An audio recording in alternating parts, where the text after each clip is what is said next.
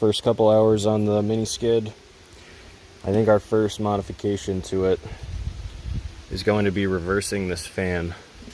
So this is actually pulling in and it's forcing all the hot air out onto your legs. And the motor's pulling cold air in from the back and it's coming out into this area. So there's just, the heat doesn't have a great way to get out.